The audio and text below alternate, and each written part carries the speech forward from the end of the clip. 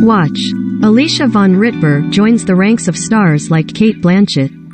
Is there a rating beyond NC-17? Because the boys just went there, bought property and threw a massive house party. In the Amazon Prime Video superhero dramas Season 3 premiere, viewers were left with dented floors after their jaws dropped that far when lower level.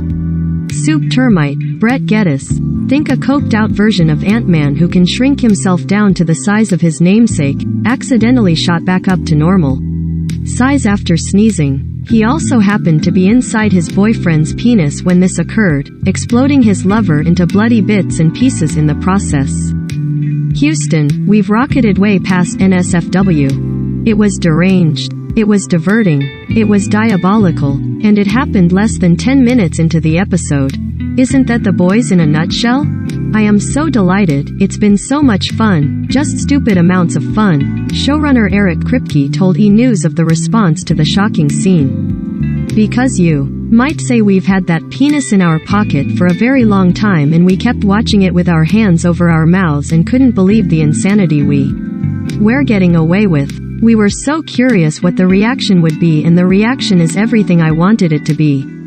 The mix of horror and delight wasn't reserved just for viewers either, as Kripke also revealed his 15-year-old son's reaction after watching the episode. He turned to me and he's like, "What the hell is wrong with you?" I was like, "That's a great review. That's one of the best reviews I've ever gotten. Thank you very much." Of course, big swings are nothing new for The Boys, which captivated viewers with its depravity and audacity when it first premiered in 2019 and has continued to push the envelope. While Disney is finally cautiously dipping a toe into slightly more mature content with the MCU's television series, Homelander, Anthony Starr is casually getting a handjob in the hospital from his bedridden and severely burned Nazi girlfriend.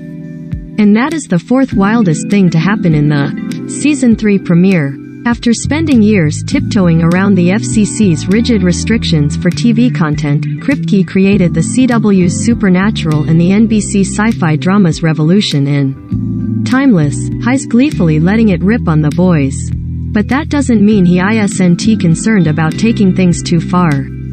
We were never given an external line from Sony or Amazon, so we really do an incredible amount of self-policing, Kripke explained. We really do agonize over every call, and, obviously, the giant penis was really far out there, so we had a lot of conversations about it. Admitting that he lives in fear of the show becoming gratuitous or exploitive without it feeling heightened and like a story well told and all of the things that it needs to be. Kripke said he often takes a step back from a shocking pitch and asks, will this make the show feel cheap? The key to walking the fine line between superfluous and servicing the story is finding the right moments, and it's also about balancing them with a lot of dramatische and character. The Boys is also constantly steadying the scales when it comes to satire and sincerity, always using real-life events to service the heightened superhero story. VOD International used Queen Maeve's, Dominique McElligott, sexuality as a marketing ploy at their theme park. How timely during Pride Month. And Black Soup A Train, Jesse Usher, recreated Kendall Jenner's infamous 2017 Pepsi ad in episode 4. Not to mention the Dawn of the Seven being a cheeky reference to the release of Zack Snyder's Justice League, and The Deep, Chase Crawford, being dubbed the next Leah Remini by Malcolm Gladwell after his memoir, Deeper, is. While The Boys often pulls storylines ripped from the headlines a la Sucker Punch-Off emotion, avoiding ever feeling like a parody that hit the cutting room floor at Saturday Night Live. Kripke explained that nothing and no one is safe when it comes to being used as outlandish fodder, so long as it can also land, both with its viewers and its. There's no real specific hard and fast rule outside of the writers tend to write whatever they're passionate about, angry about, or frightened of, as we're writing, Kripke said. Generally, the more passionate a writer is about a thing, the more likely it is to make it into a story. We just go with our guts about what we're really horrified by.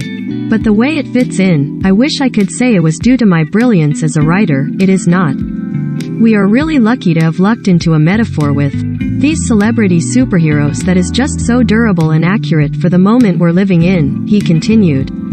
It's very easy to say Homelander is giving a speech at a rally that is performative patriotic, or that a corporation is marketing all this fake wokeness. It's so easy because we're right there. A superhero show with an exploding penis becoming one of TV's most politically relevant offerings? Now that is jaw-dropping. The Boys drops new episodes every Friday on Amazon Prime Video.